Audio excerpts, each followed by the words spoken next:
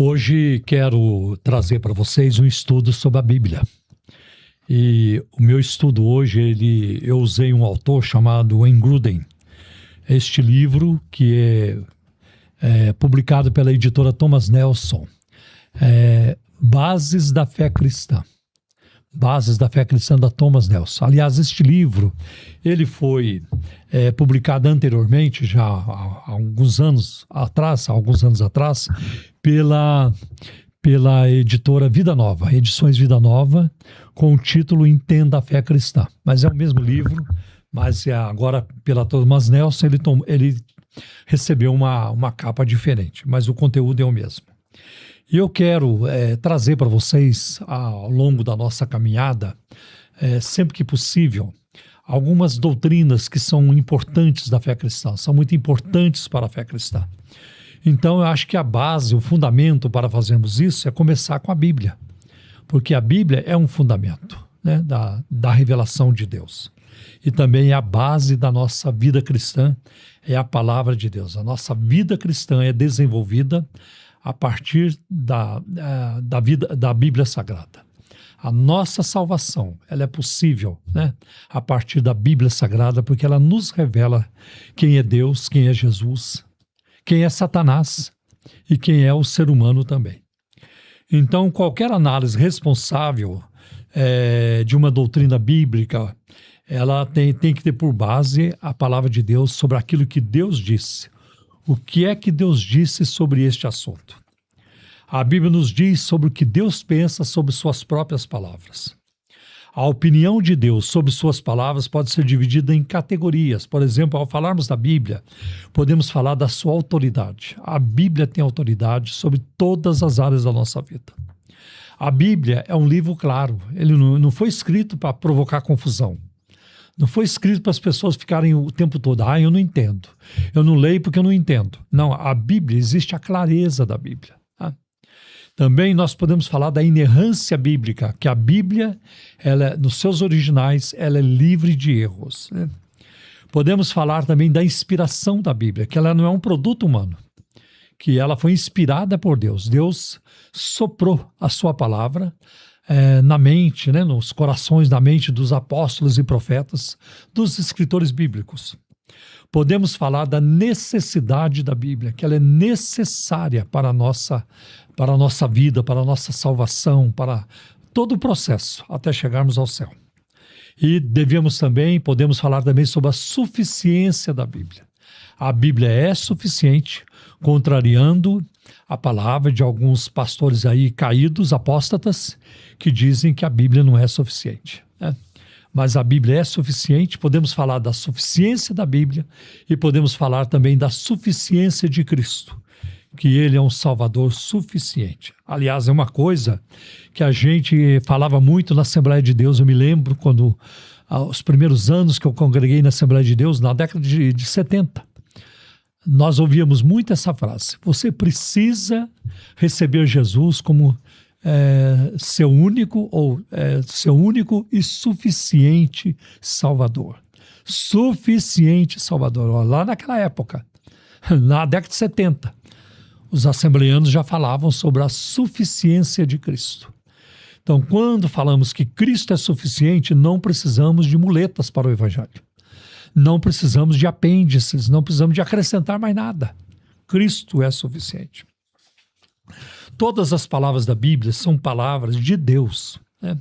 Portanto, não crer nelas ou desobedecê-las é não crer em Deus e desobedecer o próprio Deus, né? Por exemplo, muitas vezes no Antigo Testamento, os profetas que falavam a palavra de Deus, às vezes colocavam uma frase, uma declaração inicial: assim diz o Senhor. Assim diz o Senhor. Então é a palavra de Deus. O profeta Ezequiel fez muito isso. Tá? E essa era como que a palavra de um rei. Quando um rei falava, sua palavra era para ser obedecida sem questionamento, né? Sem críticas. Então, a palavra do rei teria que ser cumprida. Tá? Então isso acontece bastante. Até mesmo as palavras do Antigo Testamento são consideradas palavras de Deus, porque em 2 Timóteo 3,16, Paulo escreveu que toda a Escritura é inspirada por Deus. Toda a Escritura. E ela é apta, ela é capaz de corrigir, de exortar, né? De formar o homem de Deus. Ela é capaz de tudo isso. Por isso que eu não creio, né? Na posição de muitos aí, não sei, eu não diria que são muitos, mas tem aqueles que creem que nós não podemos desenvolver doutrinas em cima do livro de Atos. Ah, por quê? Porque é um livro histórico. Então não podemos desenvolver doutrinas ali. Né? Não concordo com essa posição. Porque o livro de Atos não é canônico, não faz parte da palavra de Deus, não é escritura, é escritura. Então, 2 Timóteo 3, 16, toda a escritura é inspirada por Deus. E ela é capaz para corrigir, para ensinar e assim por diante. Tá? Então eu não creio nisso. Os evangelhos também são livros históricos. Não podemos fazer doutrinas em cima dos evangelhos? Não, já os evangelhos eles não dizem, é só mesmo o livro de Atos. Eu creio que tem muito a ver também com a glossolalia, falar em línguas, batismo com o Espírito Santo. Então tem aqueles que são contra. Então eles evitam formar doutrina em cima do livro de Atos. Mas eu não tenho nenhum problema com isso, porque toda a escritura é a palavra de Deus, de Gênesis a Apocalipse. Tá bem? Em 1 Timóteo 5,18, olha que interessante. Né? 1 Timóteo 5,18 afirma que a Escritura diz duas coisas. Não amordace o boi enquanto ele está debulhando o cereal. Tá? E o trabalhador merece o seu salário. A primeira declaração, não amarrarás a boca ao boi que debulha, né? Ao boi que debulha, ou que está debulhando o cereal, ela vem de Deuteronômio, capítulo 25, versículo 4. Por que a lei de Moisés colocou isso? Porque os judeus eram, assim, sovinas, eram pão duros. Então, na hora que o boi ia amassar o trigo, ele tinha que ficar circulando, pisando em cima, eles então colocavam uma mordaça na boca do boi para ele não abaixar, ou se ele abaixasse, ele não conseguisse pegar os grãos de trigo que ele queria comer. E a lei de Moisés proibiu isso. Né? Vocês não podem fazer isso. O boi está trabalhando, ele tem direito de comer. Tá? Então foi preciso colocar na lei, porque o bom senso, né? O amor pela criação, isso não estava em segundo plano. Então a lei estabeleceu isso. E Paulo usa isso para dizer que o obreiro cristão, os obreiros cristãos também, eles têm direito de comer do altar, aqueles que vivem para o altar. E a segunda citação, né, que é citada aqui, em 1 Timóteo 5,18, é: o trabalhador merece o seu salário, é digno do seu salário. De onde vem essa citação? Essa segunda citação, declaração, vem do Novo Testamento, do Evangelho de Lucas, capítulo 10, versículo 7. Então, Paulo já considerava o Evangelho de Lucas como a palavra de Deus. Olha que interessante. Uma vez que os escritos do Antigo e do Novo Testamento são considerados Escritura, é certo dizer que ambos, né, são palavras de Deus. Como diz 2 Timóteo 3,16. São inspiradas por Deus. Isso faz sentido quando consideramos a promessa de Jesus de que o Espírito Santo faria lembrar, né, os discípulos de tudo quanto Jesus lhes havia dito, como aparece em João 14, versículo 26. Nós vamos ver, né, como os discípulos, foi assim que os discípulos escreveram as palavras inspiradas pelo Espírito. Né? Foi assim que foram confeccionados, produzidos livros, como Mateus, João, 1ª, 2ª, 3º João, 1ª e 2ª Pedro, e assim por diante. Né? A Escritura obtém sua autoridade dela própria, mas as palavras da Escritura só se formam. Desculpa, eu vou pegar meu óculos aqui. Porque as palavras da Escritura só se tornam nossas convicções pessoais através da obra do Espírito Santo no coração individual. Eu acho isso muito importante, que é preciso uma ação do Espírito Santo para a gente reconhecer, para reconhecermos, para percebermos que a Bíblia é a palavra de Deus. nos meus 5 anos que eu passei no seminário católico, preparando-me para ser padre. Eu me lembro da ocasião em que os padres distribuíram os Novos Testamentos para todos os alunos. E eu também peguei meu Novo Testamento. E eu ficava com o Novo Testamento o tempo todo. De vez em quando eu abria e lia. Mas, para mim, parecia um livro fechado. Depois, mais tarde, quando eu já estava em São José dos Campos e comecei a ser evangelizado, né? Aí eu comecei a ler a Bíblia. Porque um colega de trabalho me motivou a isso. Verifica na Bíblia, isso que eu estou te falando, vê se está lá na Bíblia, porque eu ficava discutindo com ele. Não, isso não está na Bíblia. Você tem Bíblia? Olha lá. Eu olhava. E aí a Bíblia passou a ser um livro, uma palavra viva para mim.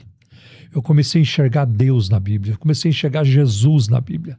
Tanto que eu lia muito o Evangelho de João, dos capítulos 13 até o 17, porque falava muito forte ao meu coração. Uma das coisas que me chocou quando me tornei evangélico foi chegar nas igrejas evangélicas e ver nas Assembleias de Deus, e ver escrito no fundo da igreja, atrás do púlpito, uma frase: Jesus vem breve, Jesus breve virá, Jesus vem, ou Jesus voltará. Quando eu li aquilo, eu fiquei chocado. Como? Jesus vai voltar? Eu nunca ouvi falar isso, e de fato eu nunca tinha ouvido. Para mim foi um dos primeiros choques que eu levei quando visitei a Assembleia de Deus pela primeira, segunda, terceira vez. Foi quando eu vi Jesus virá, né? Jesus breve voltará, uma coisa assim. Falei, nunca ouvi falar isso. A Bíblia era para mim como um livro fechado. Mas quando o Espírito Santo começou a agir no meu coração, na minha mente, ele então tornou a palavra de Deus viva para mim. Tá? E ali, através da palavra de Deus, Deus foi limpando a minha vida. Deus me libertou dos vícios, do pecado, né? E o Senhor me libertou da idolatria, que foi assim uma obra tremenda do Espírito Santo na minha vida. Quando eu fui liberto da mariolatria, né? Eu deixei de rezar e adorar e buscar a Nossa Senhora. Eu passei a buscar o único e verdadeiro Deus, né? Que a Bíblia nos ensina, né? Então, foi muito importante isso para a minha vida. Então, nós vemos isso, né? Que a Escritura, ela obtém sua autoridade da própria Bíblia, né? Dela própria. Mas as palavras das Escrituras se tornam palavras, né? Quando o Espírito Santo trabalha convicções no nosso coração.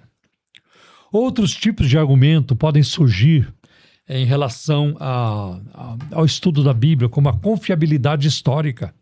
A Bíblia é totalmente confiável, né? A consciência interna que nós temos, né? A gente sabe, muitas vezes, a diferença do certo e errado, nós sabemos.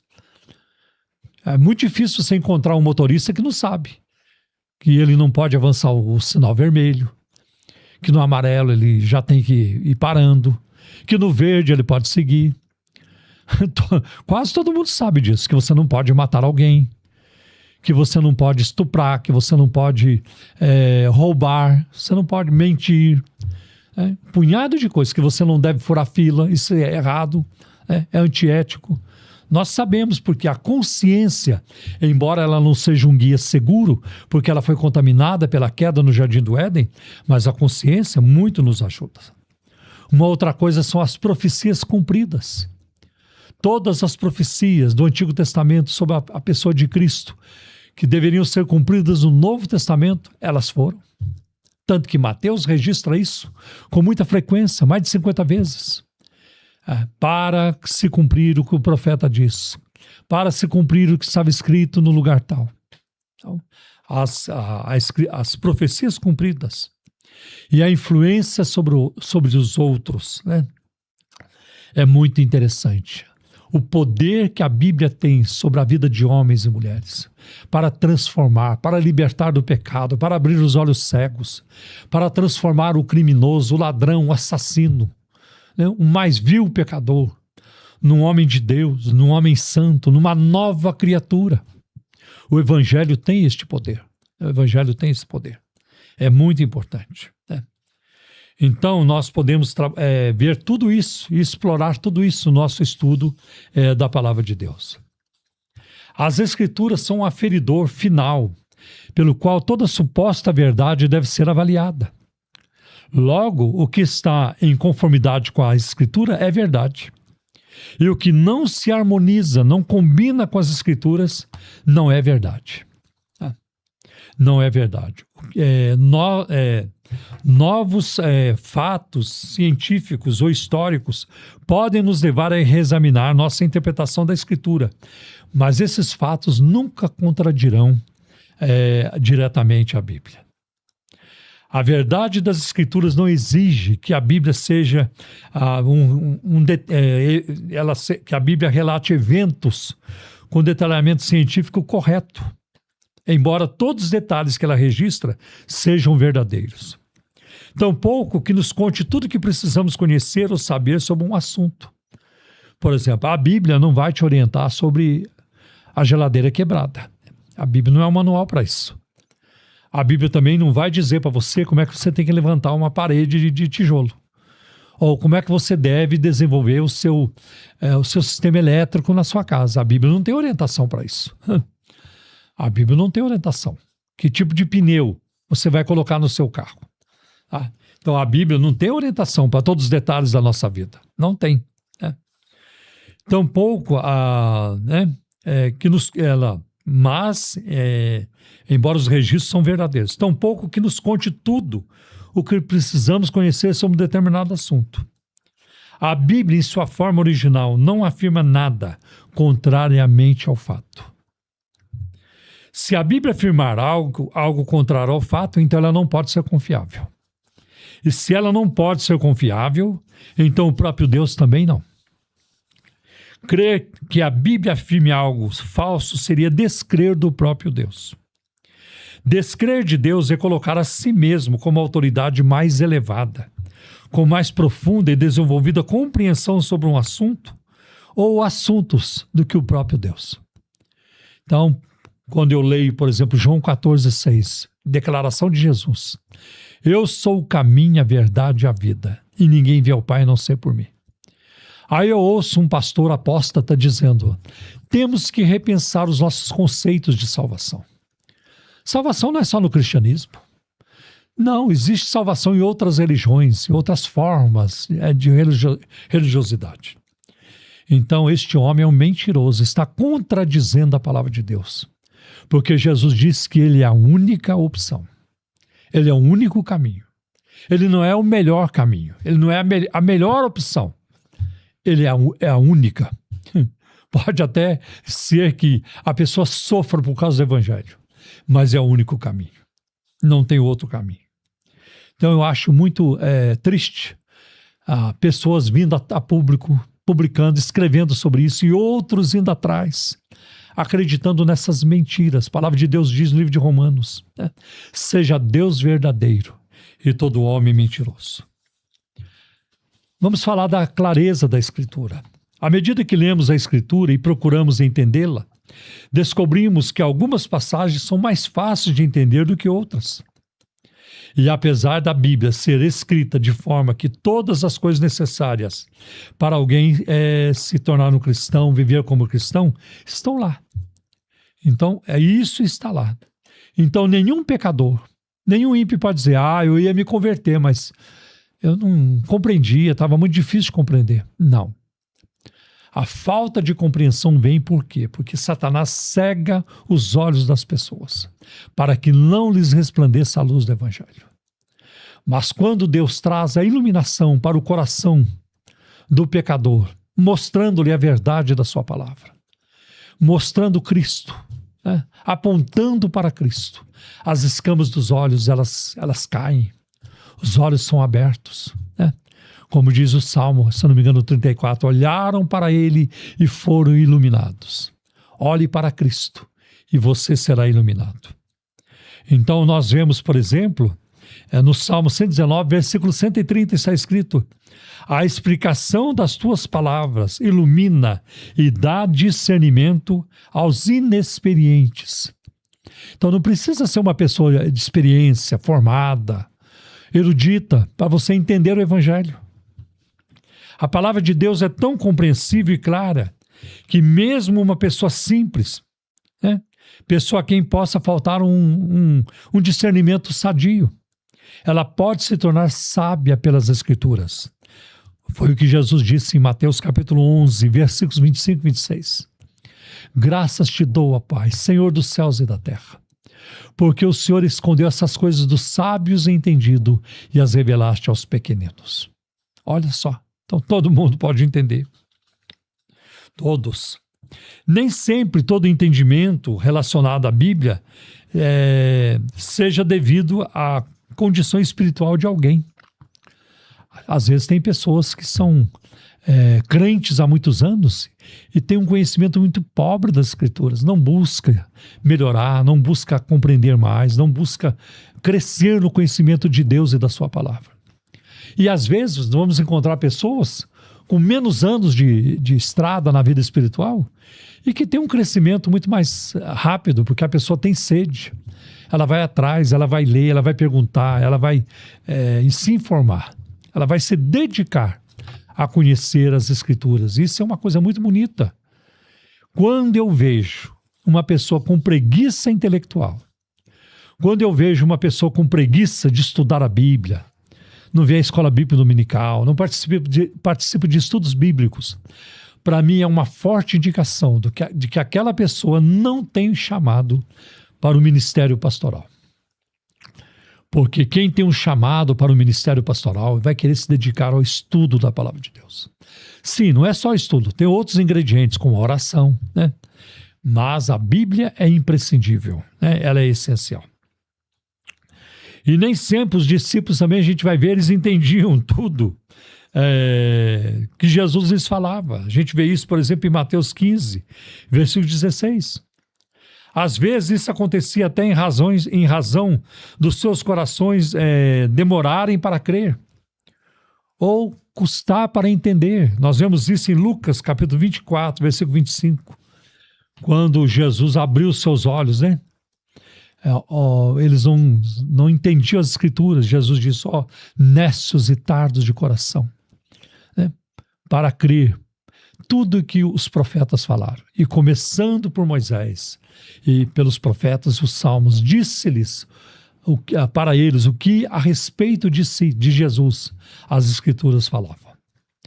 E às vezes também eles tinham que conversar com Jesus, precisava esperar para ter uma compreensão maior de uma palavra que Jesus tinha dito, como em João capítulo 12 e no versículo 16. Quando as pessoas discordam da interpretação apropriada de uma passagem, o problema não está nela, pois Deus dirigiu sua preparação para que ela pudesse ser compreendida. Antes, o problema está em nós. Acho que foi John Newton que disse, eu atribuo as aparentes contradições da Bíblia, não à Bíblia, mas ao meu pobre entendimento. As minhas dificuldades de compreender, não posso culpar a Bíblia por isso. A culpa é minha mesmo. E é dessa maneira, né? Então nós vemos, o problema está em nós. Às vezes, como resultado de nossas falhas, não conseguimos entender corretamente o que a Bíblia está ensinando. Mesmo assim, devemos lê-la em oração, pedindo ao Senhor que nos revele a verdade de suas palavras. Agora, a Bíblia é necessária, sim. Não é apenas verdade que todas as coisas necessárias para se tornar um cristão, viver um cristão, né? Estão claramente apresentadas na Bíblia. Também é verdade que sem a Bíblia não poderíamos conhecer essas coisas. Sem a Bíblia não conheceríamos a Deus. Teríamos uma revelação limitada de Deus. Estaríamos expostos à revelação natural, também chamada revelação geral. Aquela revelação que vem pela natureza, né? Pela consciência. Essa é chamada revelação geral. Mas a revelação geral, a revelação natural, porque a natureza nos fala que existe um Deus. A natureza fala. Paulo trabalha isso em Romanos capítulo 1. Você não tem desculpa, homem. Porque aquilo que Deus quis que você conhecesse, ele já demonstrou, até através das obras criadas. Por isso você não tem desculpas.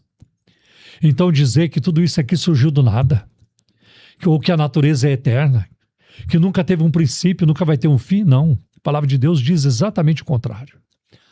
A cosmovisão cristã, a maneira do cristianismo, do cristão ver a Bíblia, é de que a história bíblica é linear, ela teve um começo e ela terá um fim. Pedro fala sobre isso. Pedro fala sobre isso em 1 Pedro 4, versículo 7. O fim de todas as coisas está próximo. Tá? Então nós sabemos disso, né?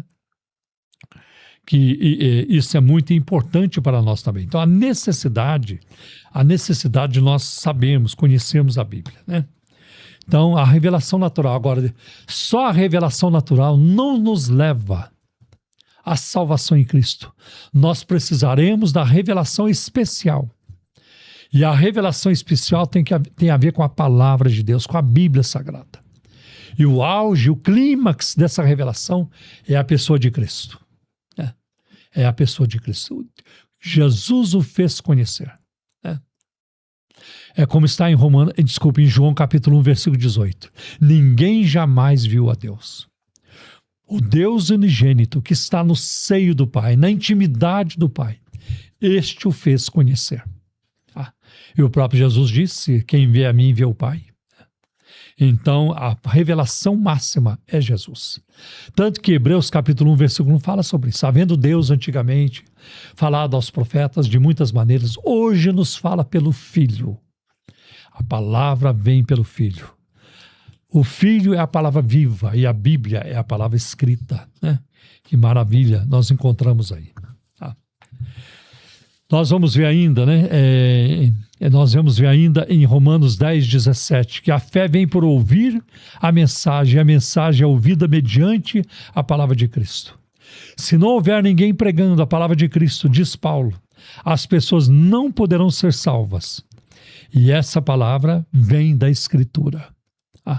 A gente não se converte lendo a revista da Mônica, do Cascão. A gente não se converte. Com tanta baboseira à nossa volta. Nós nos convertemos através da palavra de Deus. Então, a fim de saber como se tornar um cristão, normalmente é preciso ler sobre o assunto na Bíblia, ou ter acesso a alguém que explique o que a Bíblia ensina. Como Paulo disse a Timóteo, em 2 Timóteo 3,15, você sabe as Sagradas Letras, que são capazes, né, de torná-lo sábio para a salvação mediante a fé em Cristo Jesus. Contudo, a vida do cristão não começa apenas com a Bíblia, mas também floresce por meio da Bíblia. A gente precisa ler a Bíblia para se alimentar da palavra de Deus. Se nós não lermos a Bíblia, não nos alimentarmos da palavra, nossas almas vão definhar, vão ficando raquíticas. Nossa vida de oração vai ficando cada vez mais fraca. Tudo que tem a ver com Deus, a sua palavra, o seu reino, vai perdendo o brilho na nossa vida. E nós vamos viver uma vida muito aquém daquilo que nós poderíamos viver. Deus tem muito mais para você e para mim, muito mais. Deus tem poder, Deus tem sabedoria, Deus tem uma vida de milagres para nós, se nós buscarmos e crermos. Deus tem tudo isso para nós. Deus quer nos enriquecer, com certeza, né? Com certeza. Nós vamos ver ainda, né, que agora vamos falar sobre a suficiência da Escritura. Embora aqueles que viveram durante o período do Antigo Testamento não desfrutassem do benefício da revelação completa de Deus, somente encontrada no Novo Testamento, eles tiveram acesso a todas as palavras que Deus pretendia que lhes dar durante sua vida. Então, tudo que Deus queria que Abraão soubesse, ele soube. Isso aconteceu com Noé, com Samuel, com Moisés e com muitos outros. E a fim de ser irrepreensíveis diante de Deus, temos apenas que obedecer a sua palavra. Salmo 119, versículo 1 diz, bem-aventurados ou felizes os irrepreensíveis no seu caminho, que andam na lei do Senhor. Na Bíblia, Deus dá instruções, né, que nos equipam para toda boa obra que Ele quer que façamos. Encontramos isso em 2 Timóteo 3, 16 e 17. A Escritura, portanto, é suficiente. A suficiência da Escritura deve nos encorajar a buscar e encontrar por meio da Bíblia o que Deus quer que pensemos sobre certos assuntos ou o que fazer em certa situação. Tudo que Deus tenciona dizer ao seu povo encontra-se nas páginas da Bíblia. Mas, pastor, e a profecia? Sim, nós cremos, nós pentecostais cremos, que Deus fala hoje. Ele pode falar através da profecia, através de línguas com interpretação, línguas estranhas, havendo interpretação, mas estas manifestações não estão no mesmo nível da palavra de Deus. E é aquilo que eu costumo chamar de são manifestações congregacionais, são profecias congregacionais. Acontecem no meio do povo, não são canônicas. Tanto que o apóstolo Paulo, ele orienta isso, a julgar as profecias. Por quê? Porque em parte conhecemos e em parte profetizamos. Está lá em 1 Coríntios 13. Então, em parte conhecemos, em parte profetizamos. Então, existe uma instrução para nós julgarmos, avaliarmos essa profecia, essa declaração. Ela consolou, ela orientou, ela trouxe edificação. Ela é contrária à palavra de Deus? Porque se for contrária à palavra de Deus, chuta que é laço. Não pode ser considerado, nem ser considerado. Nem ser considerada. Então nós vemos agora, o apóstolo Paulo nunca nos orientou a julgar as profecias de Isaías, de Jeremias, de Daniel. Não tem isso. Ali, quando nos aproximamos dessas obras, nós então precisamos pedir iluminação do Senhor para compreendermos, para entendermos aquilo que foi revelado. Você vê quão importante isso é. Quando não encontramos na Bíblia uma resposta específica para uma dada pergunta, não ficamos livres para adicionar aos mandamentos escriturísticos o que acreditamos ser correto. É possível que Deus nos dê orientações específicas em situações do dia a dia. Porém, não podemos colocar em pé de igualdade com a Escritura qualquer experiência, revelação, qualquer dica, opinião, ou outras formas de orientação mais modernas que acreditemos provirem de Deus. Por exemplo, quem faz muito isso é a Ellen Goodwhite, a profetisa dos adventistas. Os livros dela, muitas obras dela, estão cheias de interpretações bíblicas de coisas que não estão na Bíblia. De muitas informações que ela vai acrescentando ao texto bíblico e que não pertencem àquele texto bíblico. E não são explicações, são acréscimos de informações. Então nós vemos tudo isso. Os anjos que descem do céu e vão fechar a arca de Noé. E muitos outros exemplos eu poderia citar. Também não devemos procurar impor tais orientações sobre outros cristãos. Aquilo que não está na Bíblia não podemos impor sobre outros. Os usos e costumes dos pentecostais. Um punhado de regras. Não pode o cinto da mulher até tantos centímetros, do homem até tantos centímetros. Não pode prender passarinho. Não pode um punhado de coisa. A mulher não pode se maquiar, fazer sobrancelhas. Um punhado de coisa. Não pode. Não pode cortar o cabelo, porque foi Deus que deu. Então isso é natural, então não pode cortar o cabelo. Deus já deu desse jeito. Não pode raspar os pelos da perna, uma mulher não pode fazer isso, porque os pelos da perna foi Deus que deu. Agora, quando chega na barba do homem, tem que raspar. Mas ali não foi Deus que deu. É isso. Gera uma celeuma, uma paranoia, quando você impõe sobre os outros aquilo que a Bíblia não impõe. Para mim, em muitos casos, não vou dizer todos, mas em muitos casos é uma desonestidade. É muito triste.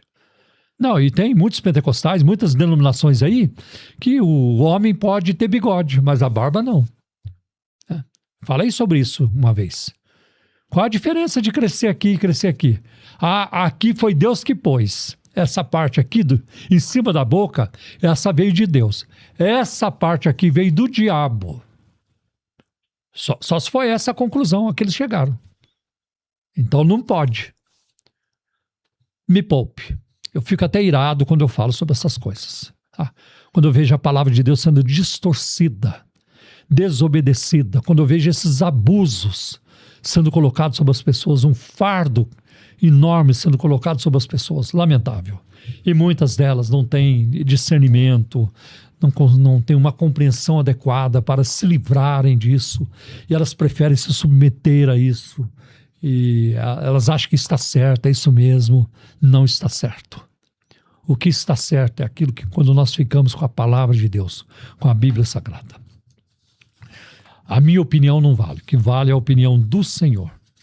Então nós temos várias questões em relação à palavra de Deus que nós devemos manter diante de nós. E o fim de tudo, né? Salomão diz, o fim de tudo é teme a Deus e teme a Deus. Né? Mas o fim de tudo aqui para nós, hoje o programa é obedeça a Bíblia, abrace a palavra de Deus, viva segundo a palavra de Deus. Essa tem sido a tônica da minha vida. Senhor, ensina-me a obedecer a Tua palavra. Ajuda-me a viver em total submissão à Tua palavra. É isso que eu quero para a minha vida. É isso que eu quero para o meu próximo. Que Deus nos abençoe com essa mensagem, em nome de Jesus.